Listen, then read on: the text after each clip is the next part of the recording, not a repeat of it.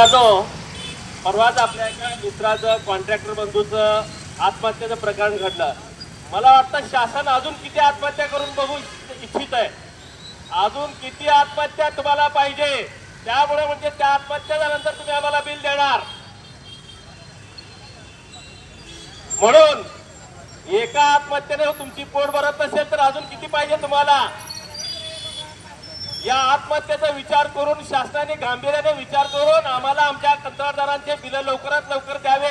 अन्यथा आताच धुळ्याचे प्रकरण जे झालेले आहे, अधिकाऱ्यावर कंत्राटदार धावून जाण्याची तीच परिस्थिती महाराष्ट्रातल्या सर्व अधिकाऱ्यावर येण्याची वेळ आलेली आहे.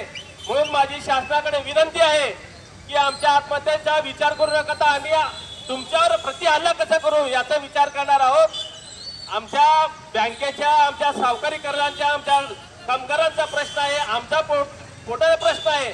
म्हणून शासनाने याचा गंभीर विचार करावा.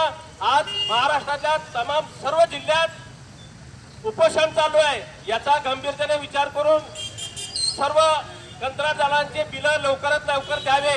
अन्यथा यापेक्षा सुद्धा आपण अजून तीव्र आंदोलन करूया, रास्ता रोका करूया, असे मी या कंत्राटदारांना आश्वासन देतो.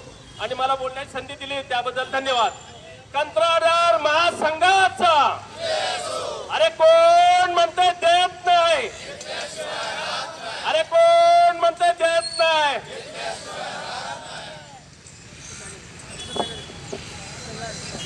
बिल्डर असोसिएशनचे माजी राज्याध्यक्ष दत्ता मामा मुळे यांनी मार्गदर्शन करावे. आज ठेकेदार बंधूंच्या पेंडिंग बिलासाठी महाराष्ट्र राज्य कॉन्ट्रॅक्टर महासंघ, बिल्डर असोसिएशन ऑफ इंडिया, जल जीवन मिशन,